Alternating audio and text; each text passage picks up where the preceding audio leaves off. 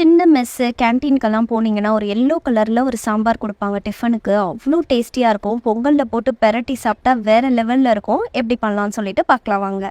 இதுக்கு நான் 1/4 கப் பருப்பு, 1/4 கப் பாசிப்பருப்பு எடுத்திருக்கேன். இதை நல்லா வாஷ் பண்ணி எடுத்துக்கோங்க. ஒரு 6-7 சின்ன வெங்காயம், ஒரு பெரிய வெங்காயம், ஒரு தக்காளி, ஒரு கேரட், ஒரு 5-6 பூண்டு, மஞ்சள் பொடி, சீரகம், கட்டி பெருங்காயம், இதுலேயே பச்சை மிளகா ஒரு 3 சேர்த்துக்கோங்க.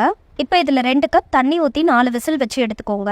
இப்போ பருப்பு காயெல்லாம் நல்லா வெந்துருச்சு. இப்போ இதை நல்லா கடைஞ்சி விட்டுடலாம். இப்போ ஒரு கடாயில் எண்ணெய் ஊற்றிக்கோங்க. கடுகு, சீரகம், 2 வெந்தயம், 1 டீஸ்பூன் சாம்பார் பொடி, கருவேப்பிலை சேர்த்துக்கோங்க. ஒரு 2 பச்சை மிளகாவை நறுக்கி சேர்த்துக்கிறேன். சின்ன லெமன் சைஸ் புளியை கரைச்சி சேர்த்துக்கோங்க.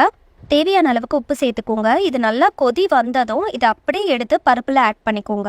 இப்போ இது எல்லாத்தையும் நல்லா ஒன்று சேர மிக்ஸ் பண்ணிவிட்டு ஒரு கொதி வந்ததும் கொத்தமல்லி சேர்த்துக்கோங்க. நல்லா மிக்ஸ் பண்ணி விட்டு இட்லி, தோசை, பொங்கலுக்கெல்லாம் சாப்பிட்டு பாருங்கள். வேறு லெவலில் இருக்கும். என்ஜாய் பண்ணுங்கள்.